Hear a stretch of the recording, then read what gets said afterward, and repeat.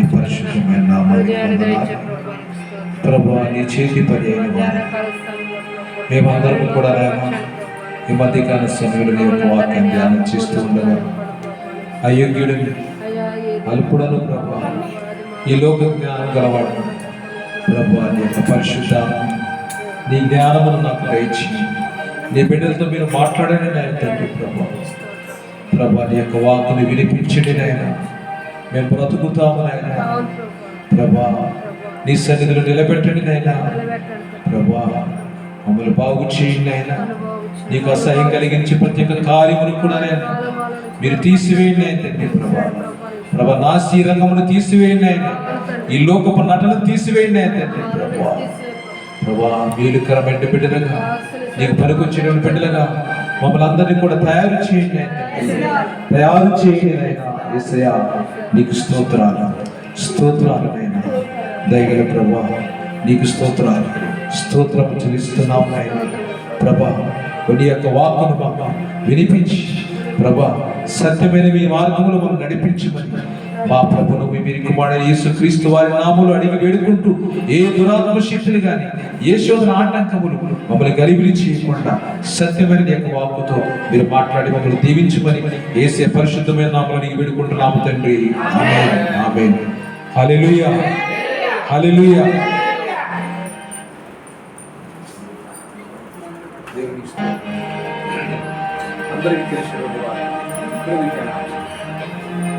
దేవునికి స్తోత్రం. హల్లెలూయా.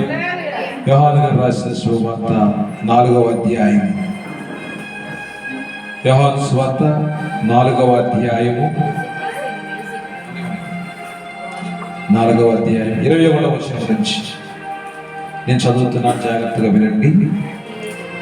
యోహాను సువార్త 4వ అధ్యాయం 21వ వచనం.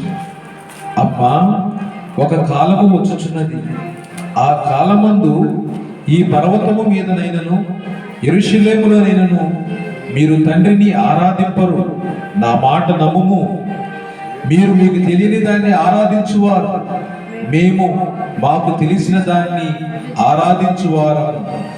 రక్షణ యూదుల నుండి కలుగుచున్నది. అయితే యథార్థముగా ఆరాధించువారు ఆత్మతోనూ సత్యముతోనూ తండ్రిని ఆరాధించు కాలం వచ్చుచున్నది, అది ఇప్పుడు వచ్చే ఉన్నది. తను ఆరాధించువారు అట్టివారే కావాలని తండ్రి కోరుచున్నాడు. దేవుడు ఆత్మ గనుక ఆయనను ఆరాధించువారు ఆత్మతోనూ సత్యముతోనూ ఆరాధింపబలెను. దేవుడి మాటలు దీవించునుగాక. హల్లెలూయా హల్లెలూయా. ఇప్పుడు ఈ మాటలు ఎవరు పలికారండి? ఎవరు మాట్లాడుతున్నారు? ఎవరు మాట్లాడుతున్నారు? ఈ మాటలు ఎవరు మాట్లాడుతున్నారు? దేవుడే మాట్లాడుతున్నారు. యేసు ప్రభు వారు మాట్లాడుతున్నారు. దేవుని స్తోత్రం. సమరయ స్త్రీతో ఎవరు మాట్లాడుతున్నారు? యేసు ప్రభు వారు మాట్లాడుతున్నారు. అమ్మా, ఒక కాలము వచ్చుచున్నది, ఆ కాలమందు ఈ పర్వతం మీదనైనను యెరూషలేములోనైనను ఇంకా ఎప్పటికీ మీరు తండ్రిని ఆరాధింపరు. ఎందుకని? నా మాట నమ్ము. ఇప్పటి వరకు మీరు అందరూ కూడా మీకు తెలియని దాన్ని మీరు ఆరాధిస్తున్నారు. మీకు తెలియని దాన్ని ఆరాధిస్తున్నారు. ఒకానొక కాలం వస్తుంది, ఒకానొక కాలం వస్తున్నది. ఆ కాలంలో సత్యమైనటువంటి దేవుడు ఆయన సత్యం ద్వారా నీతో నాతో మనందరితో మాట్లాడతాడు. మనందరితో మాట్లాడతాడు. అంటే ఈ సమరయ స్త్రీ ఎవరంటే దేవుని తెలుసుకునేటువంటి స్త్రీ. మనందరికి కూడా తెలుసు. సమరయులు యూదులకి పడదు. వారి ఇరువురు కూడా సమరయులు మరి యేసు ప్రభుని అనుసరిస్తున్నారు. ఎవరైతే యేసు ప్రభుని అనుసరించరు అనుకున్నారో, ఎవరైతే తిరస్కరించబడ్డారో వాళ్ళే యేసు ప్రభు యొక్క అడుగుజాడలో నడుస్తూ ఉన్నారు. ఆయన మాట వింటున్నారు. మరి యూదులు మెస్సయ్య కొరకు ఎదురు చూస్తూ ఉన్నారు. ఆయన వచ్చాడు, ఆయన గ్రహించలేకపోయారు. ఆయన వచ్చాడు, వారు ఆయన్ని గ్రహించలేదు. ఆయన అన్నారు చూడండి, అక్కడ లాస్ట్ వచ్చేసరికి ఆయన అంటారు, ఆయన వచ్చిన 25 వచ్చిన ఆ స్త్రీ ఆయనతో, క్రీస్తు అనబడిన మెస్సయ్య వచ్చునని నేను ఎరుగుదును. ఆయన వచ్చినప్పుడు మాకు సమస్తమును తెలియజేయనని చెప్పగా యేసు నీతో మాట్లాడుచున్న నేనే ఆయనని ఆమెతో చెప్పాను. దేవుని స్తోత్రం. మరి ఇప్పుడు యూదులు ఎదురు చూస్తున్నటువంటి మెసేజ్ వచ్చాడా రాలేదా? వచ్చాడా రాలేదా? మరి ఇప్పుడు మనం ఎవరి కోసం ఎదురు చూస్తున్నాం? యేసు కోసం ఎదురు చూస్తున్నారా? ఎందుకు ఎదురు చూస్తున్నా? ఆయన ఆల్రెడీ వచ్చాడు కదా. మరలా సంఘము అంటే వధువు, ఈ యొక్క సంఘాన్ని తనతో పాటు పట్టుకుని వెళ్ళడానికి, తీసుకుని వెళ్ళడానికి ఆయన మరలా రాబోతున్నాడు. చూడండి ఎలా, దాని గ్యారంటీ ఏమన్నా? ఆయన మరలా వస్తాడు, దానికి గ్యారంటీ ఏమన్నా లేదా? ఉందా లేదా? ఆయన వస్తాడు కాబట్టి ఇక్కడ ప్రార్థన చేస్తున్నాం, లేకపోతే ప్రార్థన చేయి. దేవుని స్తోత్రం. యేసు ప్రభువారు నీ కొరకు నా కొరకు కలువరిగిరిలో ప్రాణం పెట్టి ఆయన సంఘాన్ని స్థాపించాడు. దేవుని స్తోత్రం. ఆయన బ్రతికున్నప్పుడు ఏ సంఘమును కూడా ఆయన ఏర్పాటు చేయలేదండి. సంఘాలు కట్టలేదు. ఆయన బ్రతికున్నప్పుడు వీధి ఓడల అంతా కూడా ఆయన ప్రకటించుకుని వెళ్ళిపోయాడు. ఆయన చేసిన సువార్త అంత గొప్పది. ఆయన చనిపోయిన తర్వాత ఆయన శిష్యులు పంపించారు. భూలోకం అంతటా వెళ్ళి నేను మరణించి తిరిగి లేచాను, ఈ మరణం మీద విజయం సాధించాను, అలాగే మీరు కూడా మరణిస్తారు, నా యందు నమ్మకం ఉంచితే తిరిగి లేస్తారని చెప్పి ఆ విశ్వాసాన్ని వాళ్ళకి చెప్పారు. ఆ విశ్వాసాన్ని పట్టుకుని ప్రపంచమంతటా వెళ్ళిపోయారు శిష్యులు. వాళ్ళు ఎక్కడ ఒక ప్రాంతానికి లిమిట్ అవ్వలేదు, అన్ని ఊర్లకి వెళ్ళిపోయి నజరేయుడైన యేసుక్రీస్తు వారు మరణించారు, తిరిగి లేచారు, మరలా ఆయన రాబోతున్నాడు, ఇది సత్యము, ఆయన మాతో మాట్లాడాడు అని ప్రకటించారు. దేవుని స్తోత్రం. ఆ విశ్వాసంలోనే, ఆ విధానంలోనే ఈ రోజున మనం ఆయన్ని ఆరాధిస్తూ ఉన్నాం. దేవుని స్తోత్రం. మరి ఈ రోజున ఆయన ఆది సంపూర్ణుడిగా వస్తున్నాడని మొదటి హెబ్రీయులకు రాసిన లేఖ 1వ అధ్యాయం చూడండి. హెబ్రీయులకు రాసిన లేఖ 1వ అధ్యాయం చూడండి. 1వ అధ్యాయం దేవునికి స్తోత్రం. 6వ వచనం. హెబ్రీయులకు రాసిన లేఖ, మరియు ఆయన భూలోకమునకు ఆది సంపూర్ణుని మరలా రప్పించినప్పుడు దేవుని దూతలందరూ ఆయనకు నమస్కారం చేయవలెనని చెప్పుచున్నాడు. దేవునికి స్తోత్రం. ఆది సంపూర్ణుడు యేసు ప్రభువారు పుట్టారంట. మనం అందరం ఏమంటాం? యేసు ప్రభువారు పుట్టారని చెప్తాం. ఆయన ఏ నరుని యొక్క రక్త మాంసములు పట్టుకుని ఆయన పుట్టలేదు, ఏ భార్య భర్తల సంబంధం వల్ల ఆయన పుట్టలేదు. ఆయన ఉన్నవాడు, ఆయన ఆది సంపూర్ణుడు. ఇక్కడ వాక్యం ఏం చెప్తుంది? ఆది సంపూర్ణుని మరలా రప్పించినప్పుడు దేవుని దూతలందరూ కూడా ఆయనకి నమస్కారం చేస్తారు. హల్లెలూయా, హల్లెలూయా. అంటే సృష్టి ప్రారంభంలో ఆయన ఉన్నాడా లేడా? ఉన్నాడా లేడా? ఆది నుంచి ఆయన ఉన్నాడు. సో ఇక్కడ మనము ఆ యొక్క ఆది సంపూర్ణుని మరలా భూమి మీదకి తీసుకుని వచ్చినప్పుడు అందరూ కూడా, మనుషులే కాదు, దేవదూతలు కాదు, అందరూ కూడా ఆయనకి నమస్కారం చేస్తారు. ఇది వాగ్దానం. తండ్రి అయినటువంటి దేవుడు కుమారుడిగా పంపించాడు కాబట్టి కుమారుని గురించి సాక్షి చెప్తూ ఉన్నాడు. ఈ రోజున ప్రియ దేవుని బిడ్డలారా, సమరీ స్త్రీ మంది ఆయన ఆరాధించువారు ఆత్మతోనూ సత్యమును ఆరాధిస్తారు. ఇక నోటి మాటలన్నీ కూడా అయిపోయాయి. వ్యర్థమైనటువంటి కాలం అంతా కూడా అయిపోయింది. ఈ యొక్క వ్యర్థమైన జీవితం అంతా కూడా అయిపోయింది. ఇంకా ప్రభు ఈ రోజున మనతో డైరెక్ట్ గా సత్యముతో ఆయన్ని ఆరాధించాలని యోహాను భక్తుల ద్వారా మాట్లాడుతున్నాడు. యోహాను సువార్త చదివాం కదా మనం. ఆ యొక్క 4వ అధ్యాయంలో మరి ప్రభు వారు చాలా స్పష్టంగా మాట్లాడుతూ ఉన్నారు. 24వ వచనంలో 23వ వచనం, అయితే యథార్థముగా ఆరాధించువారు ఆత్మతోను సత్యముతోను తండ్రిని ఆరాధించు కాలము వచ్చుచున్నది, అది ఇప్పుడును వచ్చేయున్నది, తను ఆరాధించువారు అట్టి వారే కావాలని తండ్రి కోరుచున్నాడు. దేవునికి స్తోత్రం. హల్లెలూయా. మరి ఈ రోజున మరి సహోదరులు, మరి దేవుడు వారికి ఒక సత్యమును బయలుపరిచారు. దేవుని స్తోత్రం. అతి తక్కువ కాలంలో దేవుడు బలంగా వాడుకున్నాడు, నిలబెడుతున్నాడు. దేవుని స్తోత్రం. ఎందుకంటే పౌలు సౌలుగా ఉన్నప్పుడు ఏ విధంగా రోషం కలిగి, విద్వేషం కలిగి సంఘాన్ని నాశనం చేయాలని పరిగెడుతున్నాడు, అదే సమయం ఒక్కసారి పట్టుకున్నాడు. అంటే 3 రోజుల్లో పెనుమార్పు. 3 రోజుల్లో అందరూ సమాజం ఎవరు ఊహించిన మార్పు. అంటే సంఘాన్ని అంతగా హింసించాలనుకున్న వారిని దేవుడు మార్చాడు. తన చేతే ప్రపంచమంతటా సువార్త జరిగించాడు. దేవుని స్తోత్రం. హల్లెలూయా, హల్లెలూయా. మరి సహోదరి ఎంతో భయపడినప్పుడు దేవుడు మరి ఈ రోజు నా సహోదరుడు ప్రార్థన ఇక్కడ జరగాలి నిలబడ్డాడు. దేవుని స్తోత్రం. ఇది కాదండి కార్యం అంటే, దేవుని కార్యం అంటే ఇది కాదా? దేవుని ఆరాధించేవారు ఆత్మతోనూ సత్యం. ఇప్పుడు ఆయన సత్యంలో అడుగు పెట్టాడు. దేవుని స్తోత్రం. సతీష్ బ్రదర్ సాక్షి చెప్తే ఏమన్నారు? మేము అన్నీ చేసామండి, అన్నీ చేసాము. అందరు దేవుడి దగ్గరికి వెళ్ళాము, అందరు దేవతల దగ్గరికి వెళ్ళాము, అన్ని ముక్కులు ముక్కున్నారు. కానీ ఫైనల్ గా ఆయన ఇచ్చినటువంటి ఆనందం చూసారా? బిడ్డలు పుట్టరు అంటే బిడ్డలు, ఇద్దరు బిడ్డలు, లోటు లేనటువంటి సంతానం ఇచ్చారు. దేవుని స్తోత్రం. నా విషయంలో కూడా అంతే, నాకు బిడ్డలు పుట్టరు, దేవుడు లోటు లేని సంతానం ఇచ్చారు. దేవుని స్తోత్రం. అంటే దేవుని యొక్క కార్యాలు మన ఊహకు అందనటువంటి ఈ రోజున ఇక్కడ మరి ప్రార్థన జరగడం ఇది దేవుని యొక్క సంకల్పం. అంటే ఆ కాలం ఇప్పుడే వచ్చింది. అక్కడ ఏమన్నారంటే ఆయన ఆరాధించేవారు ఆత్మతో సత్యంతో తండ్రిని ఆరాధించే కాలము వచ్చినది. మరి ఇప్పుడు వచ్చిందా రాలేదా? ఇప్పుడే వచ్చి ఉన్నది. తను ఆరాధించువారు అట్టి వారే కావాలని తండ్రి కోరుచున్నాడు.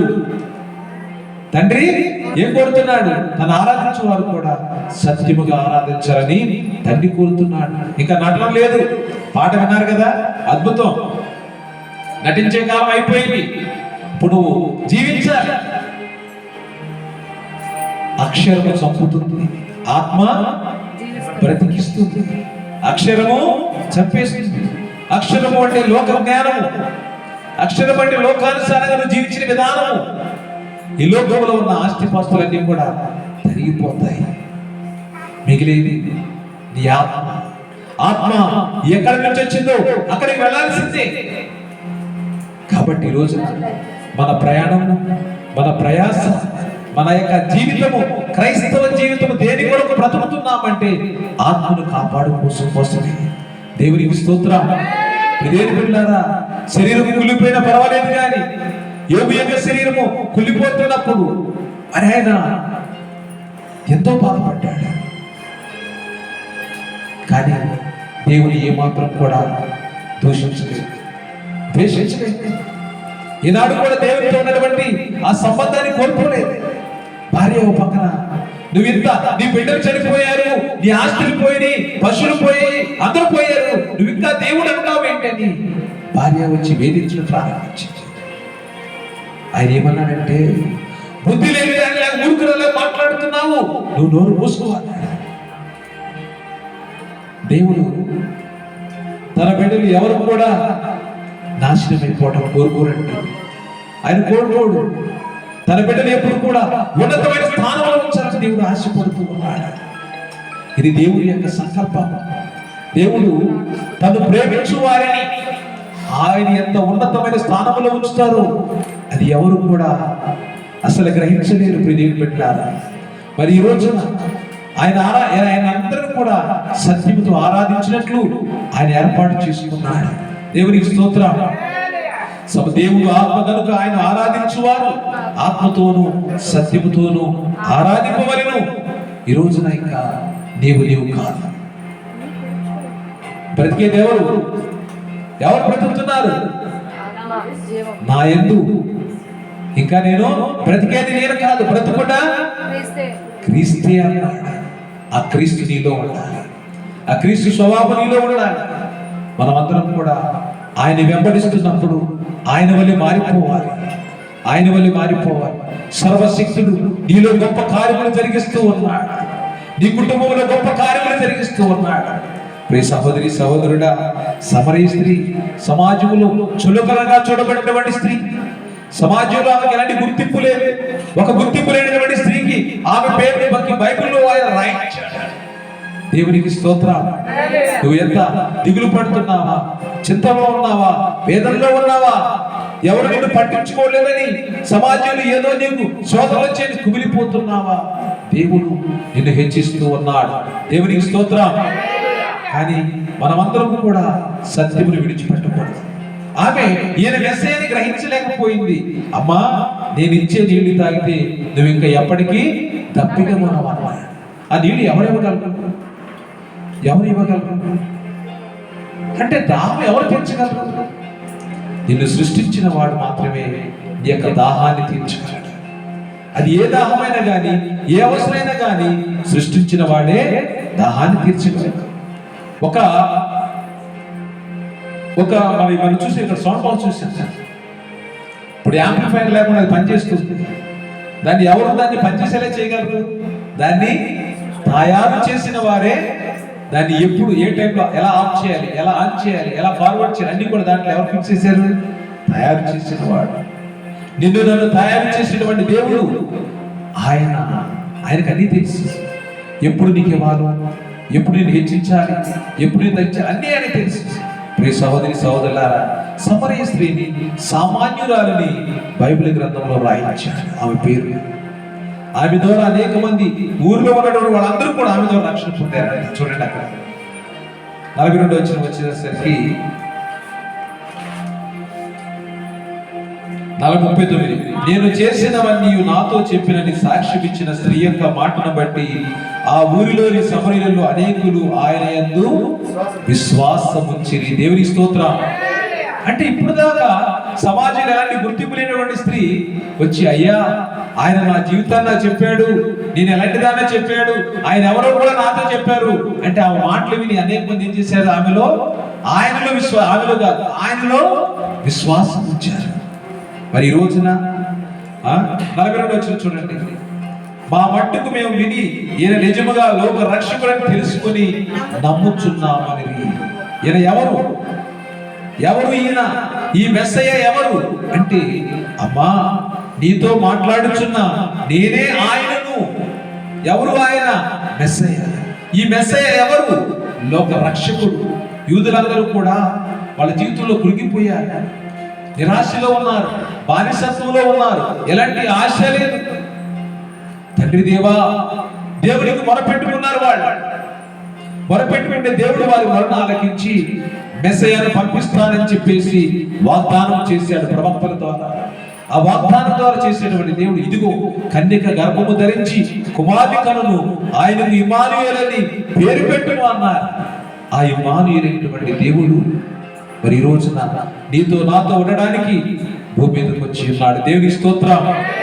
అంటే యేసు ప్రభువు భూమి మీద ఎందుకు వచ్చారంటే, మనల్ని పాపంలో మరిగిపోతున్నటువంటి వారిని, సమస్యలో బాధపడుతున్న వారిని, బానిసత్వంలో ఉన్న వారిని, జీవితంలో ఓడిపోయిన వారిని గెలిపించడానికి యేసు ప్రభువు భూమి మీదకి వచ్చారు. దేవుని స్తోత్రం. హల్లెలూయా.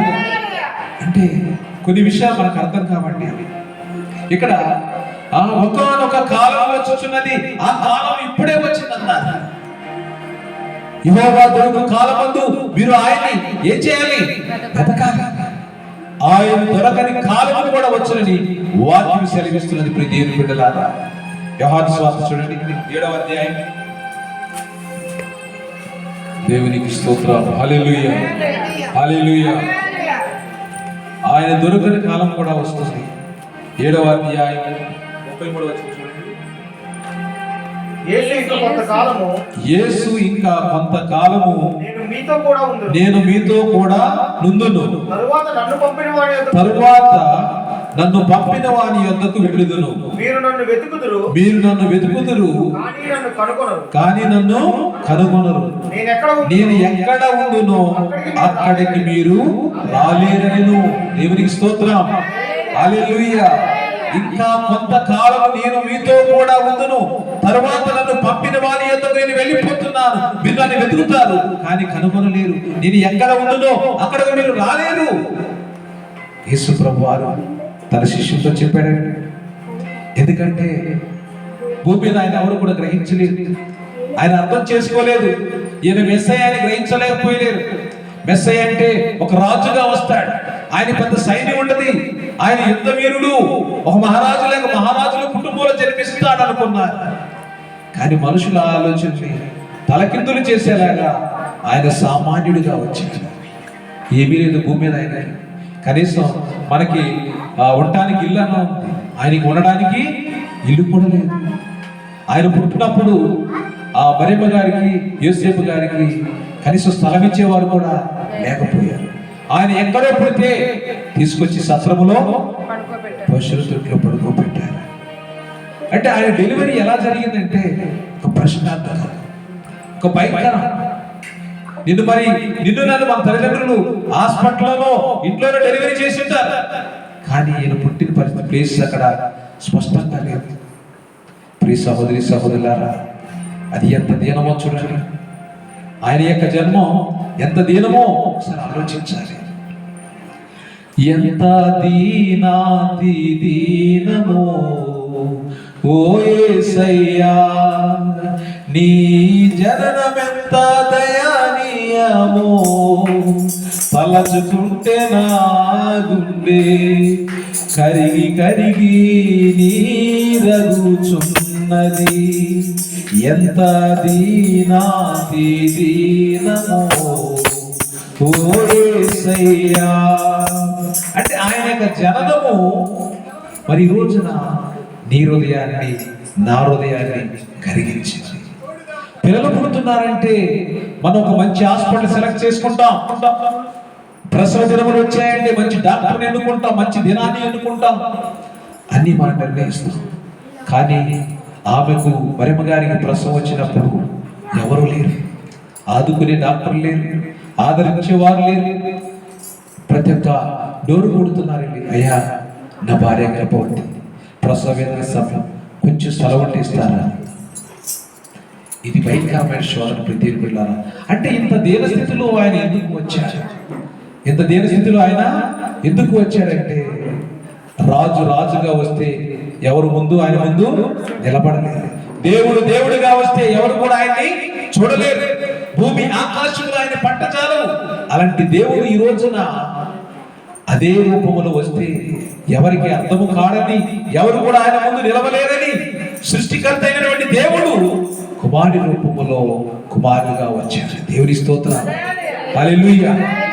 ఆయన ఈ యొక్క మనిషి యొక్క శరీరంలోనికి ఎందుకు వచ్చాడంటే ఒక మనిషి చెప్తే అర్థం చేసుకుంటారు.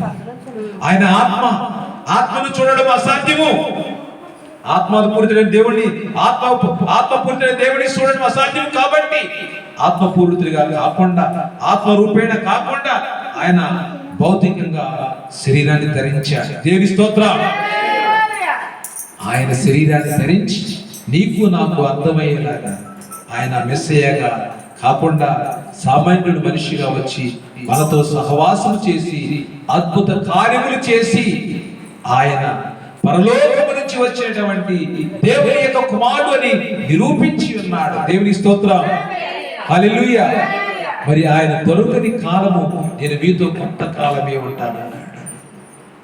నేను ఇక్కడి నుంచి వెళ్ళిపోతానన్నాడు తండ్రి యొద్దకు, కానీ అక్కడికి మీరు రాలేరు అన్నాడు. మరి ఈ రోజున భూమి మీదకు యేసు ప్రభువారు వచ్చి నిన్ను నన్ను తండ్రి యొద్దకు నడిపించడానికి ఆయన భూమి మీదకి వచ్చి ఉన్నాడు. ప్రియ సహోదరి సహోదరులారా, మరి ఈ రోజున యేసు ప్రభువారు భూమి మీదకి ఎందుకు వచ్చారంటే భూమి మీద ఏ మనిషి కూడా నశించిపోవడము ఆయన చిత్తము కాదు.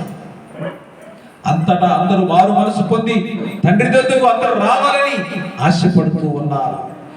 తరగతి గదిలో టీచర్ పాఠం చెప్తే క్లాసులో 40 మంది పిల్లలుంటే 40 మంది పాఠం పరీక్ష రాసి పాస్ అవ్వాలని కోరుకుంటాడు.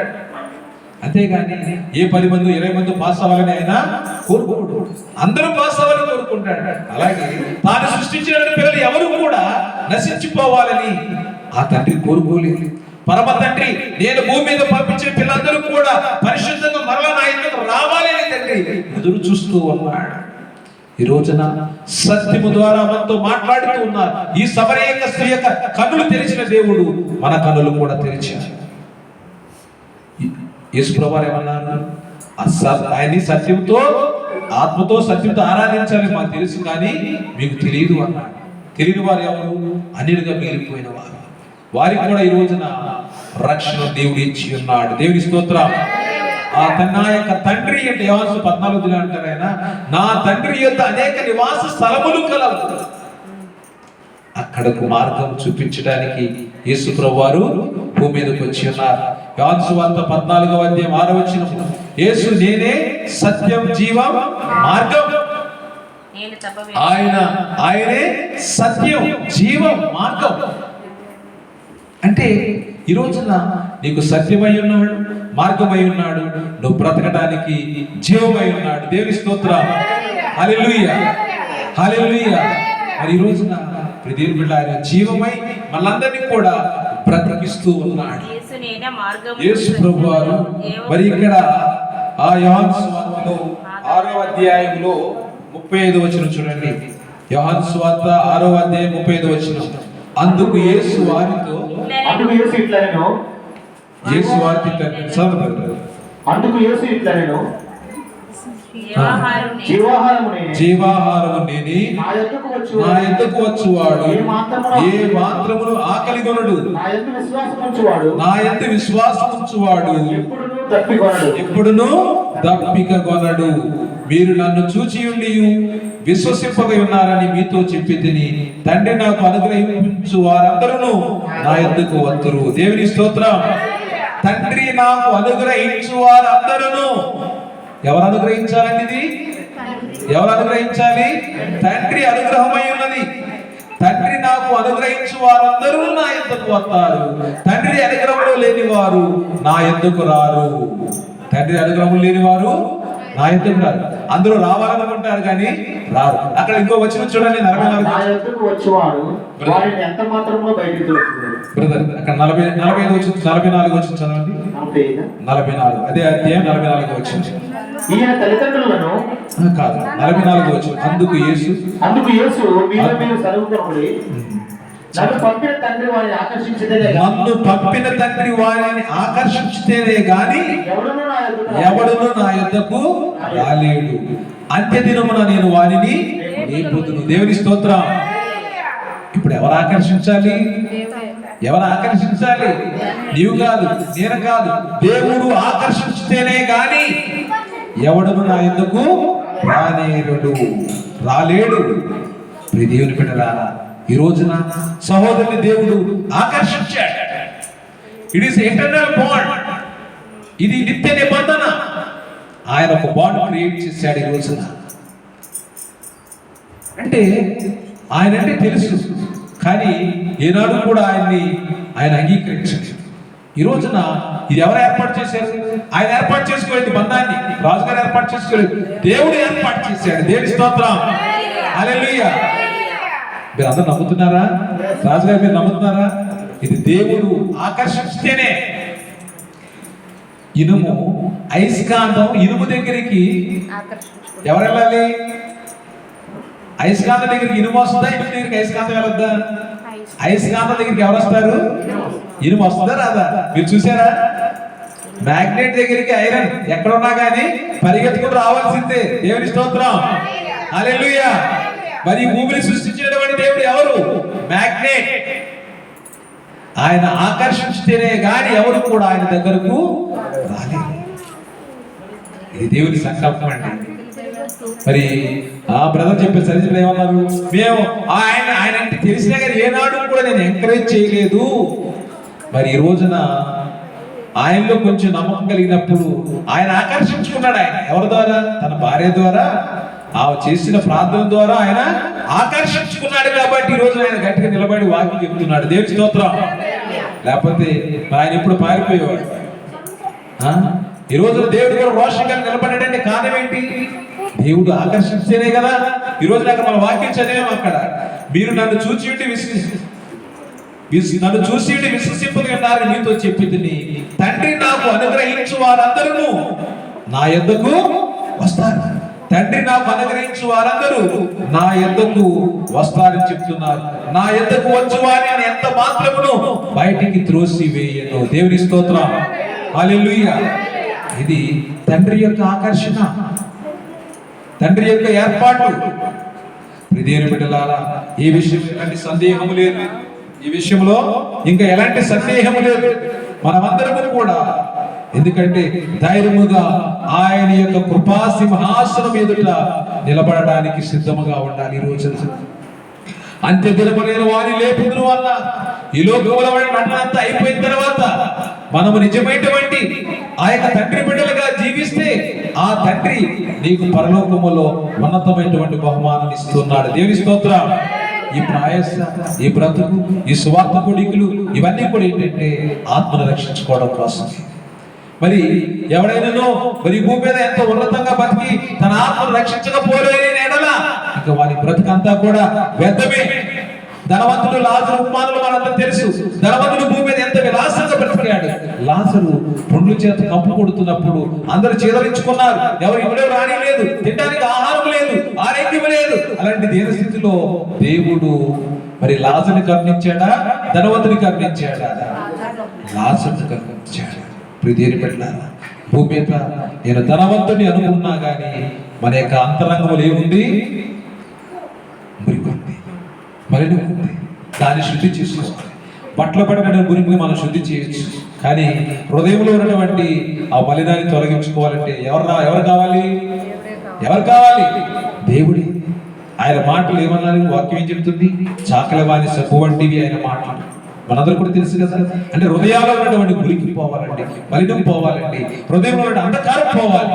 అప్పుడు తేట తెల్లగానే దేహం ఉంటుంది. కాబట్టి హృదయ శుద్ధి గల వారు ధన్యులు, వారు దేవుని చూచెదరు. దేవుని స్తోత్రం. దేవుని చూడాలంటే మన హృదయం శుద్ధిగా ఉండాలి.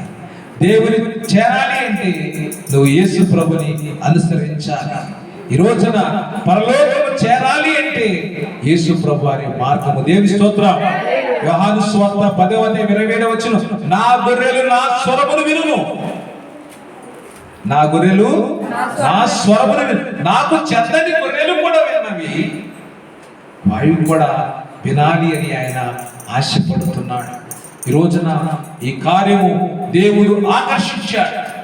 ఏ విధంగా ఆకర్షించాడంటే ఇది చక్కరని చెప్పలేము, నోటి మాటలు సరిపో అంతగా ఈ కుటుంబాన్ని దేవుడు ఆకర్షించాడు.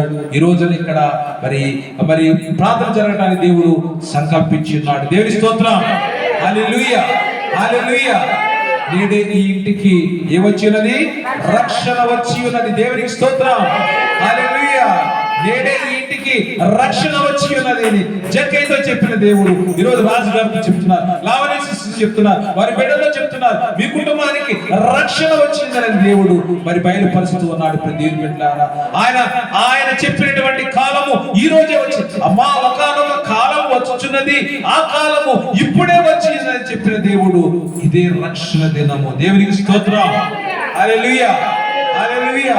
ఆయన వారిని ఆశీర్వదించడానికి పిలుచుకున్నాడు.